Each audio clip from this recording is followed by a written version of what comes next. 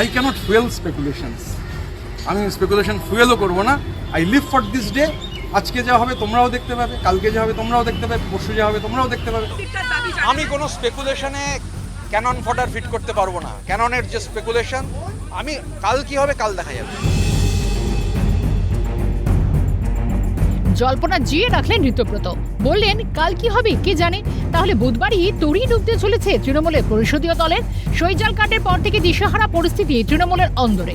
দুর্নীতির অভিযোগ জানিয়ে বিধানসভার অভিযোগ জানিয়েছে ইতিমধ্যে বহিষ্কৃত ঋতব্রত বন্দ্যোপাধ্যায় এবং সন্দীপন সাহা।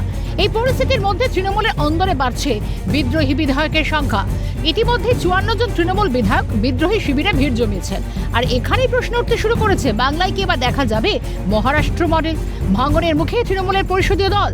সূত্রের খবর, সোমবার রাতে এমএলএ হস্টেলে ঋতব্রত সন্দীপনের সঙ্গে চালচক্রে সামিল হয়েছিলেন বেশ কয়েকজন তৃণমূল বিধায়ক। প্রশ্ন এখানেই, তবে 50-এরও বেশি বিধায়ক নিয়ে নতুন তৃণমূল গঠন হচ্ছে বঙ্গে। দলের তৃণমূলের নিয়ন্ত্রণ হারাবেন মমতা? প্রশ্নগুলো উঠছে কারণ সম্প্রতি মমতার ডাকা বৈঠকে 20-এরও কম বিধায়ক উপস্থিত ছিলেন। এমনকি মঙ্গলেও কলকাতার রাজপথে কার্যত একাকী মমতাকে দেখা গিয়েছে। পদ হারিয়ে এবার দলও কি হারাতে চলেছেন তৃণমূল সুপ্রিমো? দাসের ঘরের মতো ভাঙবে তৃণমূল, শুরু মুসল পর্ব। এই নিয়ে তারকেশ্বর থেকে কটাক্ষ ছুড়ে দিয়েছেন মুখ্যমন্ত্রী শুভেন্দু অধিকারী। জানিয়ে দেন ফলতার মতোই তৃণমূলের অবস্থা চতুর্থ স্থানে। আমাকে একটা ছবি পাঠিয়েছিল, এত দুরাবস্থা আমি জানতাম না। এত দুরাবস্থা, এক ঝুড়ি লোক, 150টা লোক আসেনি। আপনারা তো সাংবাদিকরা গেছেন 200 জন, আপনার 200টা সাংবাদিক না থাকলে তো আরো করুণ অবস্থা হয়ে যেত।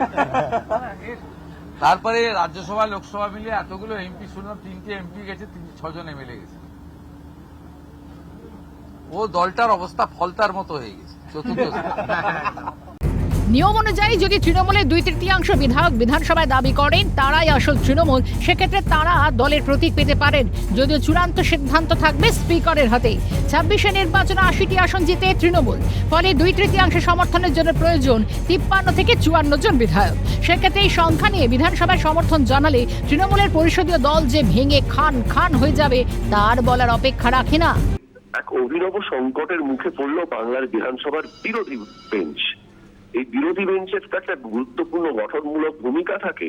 বোঝাই যাচ্ছে এই মমতা বন্দ্যোপাধ্যায়, অভিষেক বন্দ্যোপাধ্যায়ের নেতৃত্বাধীন যে ফ্র্যাকশনটা পড়ে রইল, সেই ফ্র্যাকশনটা আর কার্যত তৃণমূল কংগ্রেসের নাম সম্ভবত ব্যবহার করতে পারবে না।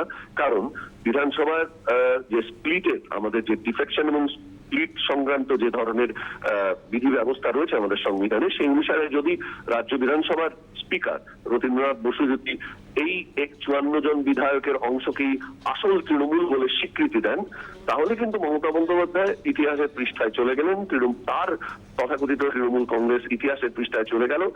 চিত্রনাট্যটায় আমরা কিন্তু দেখতে পাচ্ছি যেই তৃণমূল দলটিতে ব্যানার্জি পরিবারের কার্যত কোনো সত্য ছিল না, তখনও না, আজ তো নেই। মমতা ব্যানার্জি নিজেও হেরে গেছেন, অথচ আধিপত্য আছে।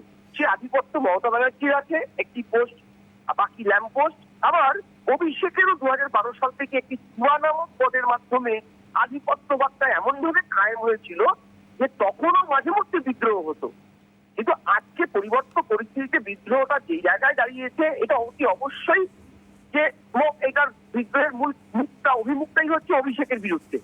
কারণ অভিষেক কেন নেবে, তার দলের প্রতি কন্ট্রিবিউশনটা কোথায়? দ্বিতীয়, মমতা ব্যানার্জি নিজে হেরে গেছে, মানে তারপরে তিনি কি করে দলের তালিকা শক্তি হন?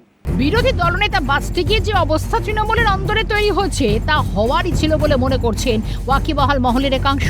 কারণ হিসেবে ব্যাখ্যা করে তাদের দাবি, শাসন পর্বে যে আধিপত্যবাদ চালিয়ে এসেছেন মমতা অভিষেক, সেখানে পরাজয়ের পর কেন তাদের দুর্নীতির সামনে মাথা নোয়াবেন তারা?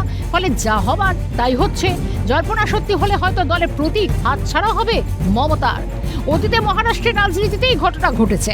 এনসিপি ভাঙার কারণে শরদ পাওয়ারের থেকে ক্ষমতা চলে গিয়েছিল, শিবসেনাতেও ভাঙন হয়েছিল, বিধায়করা বেরিয়ে যাওয়া উদ্ধব ঠাকরে হাত থেকে দলের রাশ চলে গিয়েছিল, প্রতীকও হাতছাড়া হয়েছিল। আর সেই একই ঘটনা ঘটতে চলেছে তৃণমূলে। সেই জল্পনা যে আরও বাড়ছে বলার অপেক্ষা রাখে না। কালকাট নিউজ।